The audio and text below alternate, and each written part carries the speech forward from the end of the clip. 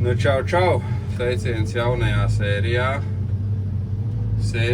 no Forwardera. Kāpēc Forwardera? Jo situācija tāda, kad man vajadzēja tikt kalnā ar harvesteru, pabeigt zāģēt veigāzi, bet es to nevarēju izdarīt. Tur ir nepieciešams Forwarders, un, lai viņš varētu uzpakot visu man tur, lai es varu aizbraukt, smuki sazāģēt, un tad jau mēs ceļamies citu dzīvošana un tā tālāk vēl joprojām. Tagad es esmu retināšanas cirtē, ko jūs redzējāt tur Facebookā, bet YouTube arī, kur zāģēju un tā. Un šitas ir tas, ko es esmu sazāģējis, un pats vedu savu sazāģēto materiālu. Arī ņemot vērā to, kad ir atpalicība, es arī vienkārši palīdzu. Nav viņi pārāk lieli jau vairāk, jo tagad esam jau piedzīnuši klāt, bet ir forši paskatīties, kas ko kā. Šitie, es domāju, ka ir mieti, bet viņi nav mieti. Vienkārši kaut kāda 3-metrīga papīrenīte saražot bārmasa. Tam tā nevajag principā būt. Šīs dienas tēma, vai tēmas ir dažas, vairākas, tad kaut ko var parunāt par pēdējiem notikumiem, kā man notika. Principā ir tā, kad es gandrīz apgāzu traktoru. Šito traktoru es gandrīz apgāzu. Savas vainas dēļ, protams, tas savas vainas dēļ, jo tu kā operators, tu jau varēji to izvēlēties, teiksim, to pieviešanas ceļu, vai tu pieņem lēmumu. Tu esi traktorā, neviens ofisā nepieņem lēmumu, kā tev labāk darīt un tā tālāk. Varbūt sniedz kāds ieteikums, bet pa lielam tu esi noteicējis. Tu esi noteicējis, ko tu darīsi, kā tu darīsi. Un tā tālāk. Un pa cik, lai viss neliekās tik rožaini un nav tā, ka viss visu laiku ir labi un viss ir forši. Ir realitāte, kur ir īsts video, kā es gandrīz apgāzu traktoru. Pagaidām uzsēju šitā te, gaidām ar būs silks to ķekas augšā. Un tā kaut kā citu variantu nav. Kā es viņu apgāzu, tur nedaudz es pastāstīju, bet principā ir tā, brauc atpakaļgaitā, sanāca izbuksēt, uzbrauc uz celma un parāva augšā piekapu.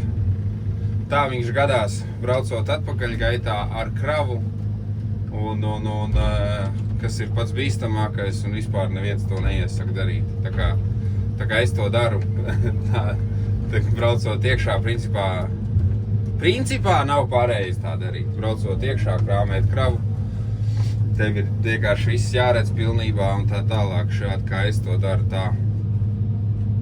tā pēc noteikumiem nedrīkst arī, pēc valsts meža noteikumiem un tā tālāk. Bet mēs atkal redzam, man ir nepilna krava, tur pat 3. daļa nav iekšā, un es zinu, ka tur vairāk nebūs, jo man ir palikusi tikai uz šitā ceļa bārmas. Tāpēc es viņu kraušu. Kas tad ir ar to braukšanu atpakaļgaitā iekšā ceļos un tā tālāk? Tur principā ir tā, braukšana atpakaļgaitā ir bīstama, jo tu neredzi, uz kā tu uzbrauc pēkšņi. Un ja tu vēl krāmējies tā kā es, tad tu arī vēl var nenokontrolēt, kurā brīdī tu esi uz celma un kurā brīdī tev ķeksis atrodas kurā pozīcijā. Principā, kā es izglābu to traktoru? Man ķeksis aptuveni bija šādā pozīcijā, tā kā šitā ten bija ķeksis. Un viņš man sāka gāzties, un es to ķeksi strauji, cik vien strauji var, šī tik strauji, daudz straujāks viņš nav, jo man nav ātras ķeks, es vienkārši viņu griezu projām, un ar teleskopu, ar Z pogu jau bāzi var arī ārā teleskopu jau. Un es to traktoru piekabu noķēru, un es viņu noķēru tikai tādā veidā, nu tā paveicās, nu tur varēja būt vienkārši viss ļoti, ļoti slikti. Ot, un, jā, noķēru, un pēc tam jau tur sākās jā, tā jautrākā daļa ar visu to vilkšanu, vinčošanu, tur ar busu beigās dabujām augšā, to ķekis uzvilkām ar busu, pēc tam piekabi ar to viņš tur tā kā pievilkuši bijām un jā, bija sarežģīti, bija arī interesanti un jauna veida pieredze. Jā. Prikals jau bija tāds, ja es nebūtu atcējis to piekabi ar to vinču, nu, kas man bija tur busā stāvēja, pa laimi mehānika buss bija, un bija tāda vinča. Tad viennozīmīgi viņi būtu apgāzusies, jo viņi jau gāja, jau tā kā, jau kriti, jau viss, jau tur āmeni jau. Jā, no tās tēmas par to braukšanu pagāja nost kaut kā tieši stāstīja vēl par to situāciju. Bet, nu jā, braukšana, jā, tāpēc, ja tu esi, teiksim, maz pieredzējis operators, jā, tas tev baigi ir jāizvērtē ir, kā tu brauc iekšā un kad tu krāmējies un tā tālāk, un kad tu tur papildini to kravu vai nē, un tā kā es, teiksim, braucot, man tas vispār ir bīstami. Nu, tā kā es, teiksim, braucot šitā strādājot tā ķeksi, tas ir bīstami, sevišķi šitāda maza traktora, jo sanāk tā, ka tev nedarbojās rāmbrēmas. Tagad, kad es esmu apstājies, viņi, protams, jau ir nostrādājusi un viss viņi strādā, bet tā, principā, viņi nedarbojās. Tev traktors ir vienkārši brīvs, nu, piekaba ir brīva, viņi tev vienkārši staigā tajā dīselē. Nu, vot, un uz priekšu braucot, tas traktors tā negāžās. Uz priekšu braucot, tas traktors tā negāžās, viņš ir stabilāks, jo viņš velk kaut kam pāri, nevis stumj. Jo tu sākumā pārēja traktors, un tu jau arī kā operators, tu jau uzreiz uz sevis izjūti, kā viņš pārbrauc to šķēsli, tu uzreiz saproti to, ka, man te būs šķēslis, man te jāuzmanās, man te, teiksim, jau laicīgi jau jāpaliek jau, teiksim, ķeksis pa labi vai pa kreisi, kā kurā pozīcijā viņu vajag palikt. Nu, vot, un tas ir viens no tiem faktoriem, kad uzreiz jau kontrolē jau to visu, jau to piekabu vairāk vai mazāk. Jā, kaut kā tā. Tas tāds par braukšanu. Nu, arī jā, vēl kas ir par braukšanu. Jāizvēlās ir pareizs braukšanas ātrums, pareizs braukšanas procenti, lai nav traktoram pārāk liela slodze un tu pats arī ērti brauc, lai nav tev tāds strauji uzsācieni. Ja, tiksim, tas bieži vien ir novērojams tad, kad tu esi kaut kā uz ceļa bijis un tu esi aizmirsis izslēgt bruņurupuci, tad, kad iebrauc mežā, tad tu uzreiz šitā te kaut ko uzsāc braukt, uzreiz tā strauji tas traktors aiziet, tāpēc, ka viņam vēl joprojām ir bruņurupucis ieslēgts. Tas ir viens, jā. Arī pa tiem braukšanas apstākļiem tas ir baigi jāizvērtē. Ja tev ir tādas dubļainas vietas un tā tālāk, tad tev ir jābrauc maksimāli lēni, lai tu neiespies tur un tev visu pasākumu un tā tālāk. To jau es stāstīju tur vienā sērijā, tā ka man tā piekaba tur iekrit arī iekšā un arī gandrīz apgāzās. Jā, varēja redzēt zilo baļķīti, tas tur bija brāķēts. Tas bija galīgi šķīps, tas nekam nedara. Jā, braukšana jāizvērtē, vienmēr jāizvērtē, jāskatās, lai tu arī saudzīgāk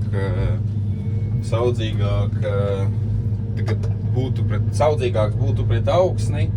Vēl jau arī tas moments, kad, ja tev ir iespēja, jāpaņem ir jāpaņem tā pašpūrīt, tas nekas slikts nav, tas nav aizliegts. Ja tu to vari paņemt, neesi vilciens, močī.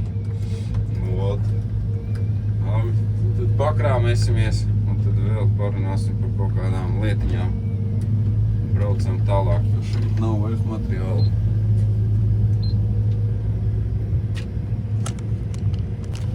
Nu, redz, kur, teiksim, tāds ļoti labs piemērs vietai, pa kur es braucu, es pārvietojies vairākas reizes jau.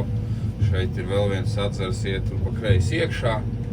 Un šeit es esmu ņēmis pāršpūrīti. Var redzēt uz priekšu, kur ir drusku slapjāks. Tur es esmu ņēmis pāršpūrīti un attiecīgi neesmu radījis rises dziļākas par pieļaujamajām. Nu, te vispār viņas principā nav, tas tikai melns ir, viņas nav rises. Jo tas sniega slānis, tas, kas ir, viņš ir diezgan biezs. Tur pa sāniem, tur tā kā vairāk kā pa potīti, tā kā tās nav rises. Šeit ir priekšā arī grāvis. Tā kā maziņš tāds, tas arī būs jāiztīra. Un tā kaut kā šitas ir tās mans koptais mešs, šeit bija augstie celums attaisīt. Ja kaut ko ciņu, labi, šitas augstais celums laikam bija liekas. Vai tas bija sausais, tāpēc es viņu tā nozāģēju. Nu, un, jā. Vienā vietā viņi te diezgan daudz ir, bet arī var gadīties tā, ka es esmu kaut ko traumējis to koku diezgan būtiski. Tad es arī, ja, lai nav tukšu vietas, izņēmis, varbūt nozāģējis vienkārši augsto celmu. Un attiecīgi nav tā kā pazaudēts tas materiāls. Tā. Jo pēc tam, kad viņš, teiksim, nokaltīs tas koks, cik viņš ir bijis bojāts, tad no viņa vispār nekādas jēgas nebūs. Šajā gadījumā tur ir augstais celms un nav tukša vieta. Kas vēl? Jā, šodien ir kausiņu varbūt var redzēt nedaudz eļļains, ir samainīju vienā štucerī eļļu. Principā to jādara reiz 500 motorstundās aptuveni 500 motorstundās. Jā, jo viņš mēdz sakrāties un tur arī krājās gaiss. Un jā, štuceros ir jāmaina eļļa. Kas ten ir? Ten ir tiltiņš jāizņem, neliels grāvītis. Šeit ir ielikt kaut kādu koki. Viņus jau izrūk ir ārā. Tos es pats esmu ielicis ar harvesteru. Dažs kociņas, principā tas nav pat grāvis, viņš pat nav iezīmēts kartē un tā tālāk, bet šitādas vietas vienkārši paņem uztur, vienkārši, lai tur pēc tam ir tā ūdens plūsma normāla un tā.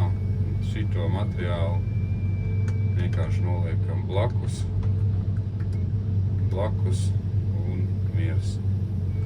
Viss būs kārtībā, vēl reizīt izbraukt, nevar pacelt, viņš baigs maks ir.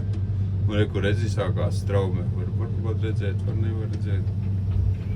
Bet jā, šita principā šitas grāvis iet visur cauri visai cirsmai. Jā, smuka straumīte sākās. Grūti saprast būs, bet jā, kaut kā es te viņš šitā ten iztīra. Tā viņš tur lejā tur aiztecēs zem sniega, pagaidām viss straumas notiek. Sniegs nekūst. Arī paņemsim nost. Tas, kas tur iekšā ir. Kārtīgnieks. Jā, par tiem štuceriem runājot, jā, tur 90-niekos biežāk jāmaina un 45-niekos retāk. 90-nieku štuceri biežāk, aizdiršās, aizsērē ātrāk. Nu jā, un šeit principā mēs arī varam parunāt nedaudz par kravas komplektēšanu šajā tieši cirtē. Kāpēc šajā? Tāpēc, ka viņas mainās un tā tālāk tur, principā šajā cirtē arī mainās nogabali, bet cik es viņu zāģēju, es zinu, kas tur ir, kas tur nav, bet mēs visi zinām, jo mums ir Forestlinks, mēs varam šitā ten paņemt vienkārši esošo ceļu, paņemt iezīmēt, kad te sānā paņemt iezīmēt, čing, čing, čing, čing, zilie bumbuļi parādās, un tā mēs te redzam. Tā, 509 nav, bārmasu 1,7 kubi, baļķis, egles, tievais setrā, laikam tas bija tievais, jā. Tas ir 0,1, tas nošķiet 1, lovmased bērza papīrmalku, Tas ir lapkoku papīrmalka vispār. Ja ir lovmas, tad ir visi apsi arī iet kopā un tā. Tas ir 0,3 un ir kaut kāds egles baļķis, tievais un resnais egles baļķis. Nu, vot, ko es daru tādā scenārijā? Es daru ļoti vienkārši. Es to visu, ko es tikko nosaucu, neskaitot bārmasu, es to visu salieku apakšā. Es to visu salieku apakšā, baļķus es salieku aiz sortiera, visus kopā.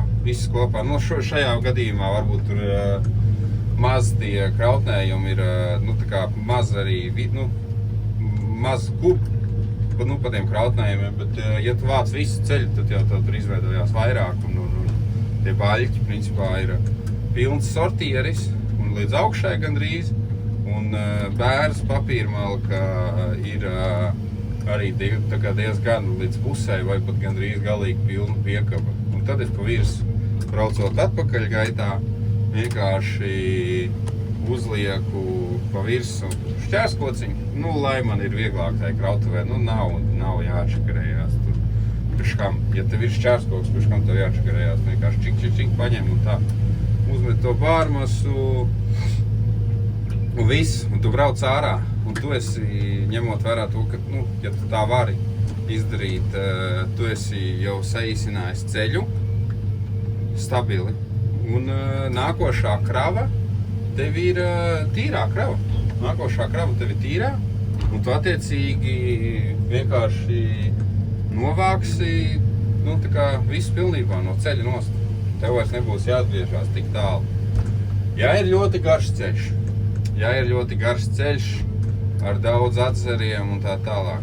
Labi, par daudz atzariem es nestāstīšu vēl tagad, es izstāstīšu par tiem ļoti gariem ceļiem. Sadali ceļu 2 daļās. Necenties ņemt visu. Priekškam, tev nav jāsāk no paša sākuma ceļam vākt kaut kādus tos materiālus, kas ir maz, nu, ķipa tā kā bērs, teiksim, ja tur ir maz, ko tu esi pārliecinājies jau forestlinkā, pirms tam jau paskatījies, kas tur ir pa daudzumu, vai arī baļķis un tā tālāk. Nu, to izpētam, pirms mēs vispār sākam kraut, jo plānošana forwarder darbā ir viena no svarīgākajām lietām, kas ir. Tu vienkārši paņem pusceļu vai pat trešdaļu. Man ir bijuši tādi ceļi, kas ir 500 metri gari, un tur ir kādi 50-60 kubus tā ceļi. Viennozīmīgi pa 3 daļās sadalu pa 3 daļās, izvērtēju, kas tur ir. Varbūt, ka man ir jāsakrāmē vienkārši apakšā baļķi, un ejot ārā pa virsu, tur, es nezinu, tur papīrmalks jāuzmet kaut kas tam līdzīgs, nu, tas individuāli, tas tiek izvērtēts un tā tālāk. Nu, lūd, un jā, katru reizi kaut ko kombinējam, nu, nebraucam ar tām tukšajām kravām, nu, parastajām, nu, ķipā, tā kā bez citiem sortimentiem, jā, izņemot šajā gadījumā, kad iepriekš jau es visu novācis jau. Nu, lūd, un cenšamies vienmēr maksimāli īstenāt tos ceļus, nu, lai tev nav nākošo reizi jābrauc tik tālu. Nu, mans tas zelta likums, kā es pie sevis, nu, vismaz Zviedrijā un Latvijā arī to centos piekopt padās retināšanās un tā tālāk, es Latvijā arī tas veids. Šeit redz, mēs izbraucam krautuvē. Vienmēr cenšos, Latvijā ir grūtāk tā censties, bet Zviedrijā noteikti to var izdarīt. Maksimāli aizbraukt 2 reizes līdz ceļa galam. Maksimāli 2 reizes tikai. Viss ideālākais scenārijs, tu esi aizbraucis 1 reizi, viss jau gatavs. Tu esi novācis ceļu. Nu, tā kā jau saīsinājis. Yes. Kas ir ar atzariem? Ar atzariem ir tā, ka ir dažādi atzari, ir garāki, ir īsāki un tā tālāk, bet, teiksim, nu, scenārijs atzars kaut kādi kubi 7. Nu, teiksim, 7, nē, nu, teiksim 6 kubi. Un ir situācija tāda, ka tur ir viss. Tur ir viss, kas ir lielākoties gadījumos, tur ir viss, tur ir bērs, tur ir baļķi, tur ir papīrenes, tur ir viskaut kas. Ko es tādos gadījumos daru?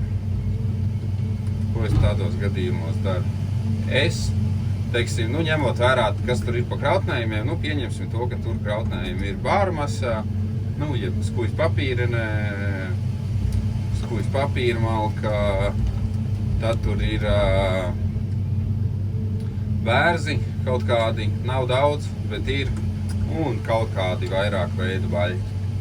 Ko es daru tādā gadījumā? Es noteikti, tur ir arī vairāk atzaru, ļoti iespējams. Un es viņus varbūt gribu, tā kā abas divas vai vairākas viņus tur saīsināt, uzreiz jau kaut ko no viņiem paņemt un tā tālāk.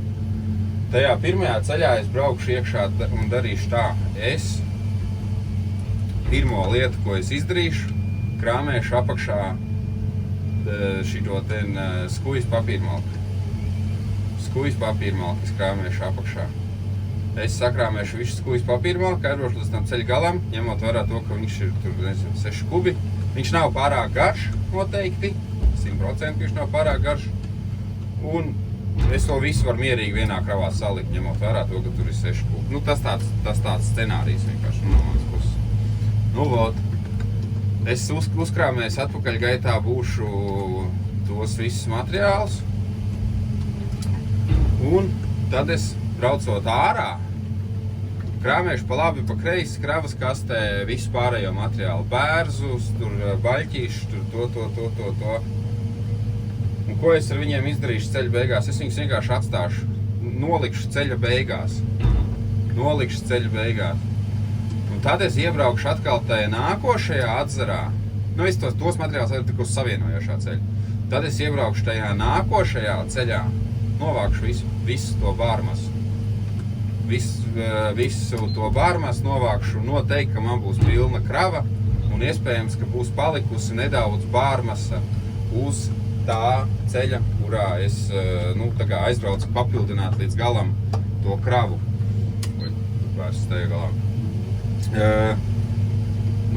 Tātad man būs pilna krava ar vienu krautējumu, bet es jau vienu ceļu esmu jau novācis pilnībā. Ko es daru nākošajā kravā? Es aizbraucu, savācu tos bērzus, tos baļķus, salieku viņus kravas kastē pa labi pa kreisais, sortieriem apakšā, tur, iebraucu tajā nākošajā īsajā ceļā, savācu tieši to pašu, atkal tos bērzus, tos baļķīšus, visu salieku arī kravas kastē, uzlieku šķērskoku un savācu līdz galam bārmasu. Tā, kur man ir tajā ceļā palikusi, ja viņi ir palikusi. Un ja viņi ir palikusi maz, vai tā tālāk, tad es papildinu to kravu uz centrālā ceļa, vai arī braucu, ja vēl ir atzari, es iebraucu vēl nākošajā vienā, maksimāli tikai vienā atkal ceļā savācu tur bārmasu, uzmetu pa virsu, vai arī skatos pēc situācijas, varbūt es vienkārši pa visu jau es papildinājos uz centrālā ceļa. Kaut kā tā, es ļoti ceru, ka tu saprati, un man pašam kūps smadzenes šito izstāstot, bet jā, kaut kā tā, un tagad vispār vienkārši agrs rīts arī 5:22. Bet tas ir pa plānošanu, jo mums ir jāplāno, kā mēs darām. Atceramies, braukšana patērē visvairāk laika un visvairāk degvielas. Tā braucam prātīgi, negāžam traktors. Šī arī tāda nedaudz pamācoša sērija. Protams, jāparāda arī ir, kad notiek tās šaizes mežām tā tālāk. Par laimi, tad notika tikai tā, ka tika salocīts lotiņu, tā atdurīta duga un kabīna arī netika traumēts stikls un tā tālāk. Tā kā tā kaut kā čau. Jā, un par to eļas maiņu štuceros. Kā principā notiek tā eļas maiņa štuceros? 10 sekundes pie darbojoša traktora pataisam vaļā štuceri. Vēlams visus, ja teiksim, tur 4, kur ir pie kausa 4, tas visus 4 jāpataisa vaļā ir. Un kamēr iztek, sekundes, maksimāli 10, vairāk tur nevajag, jau viņš tur būs samainījis visu to eļu.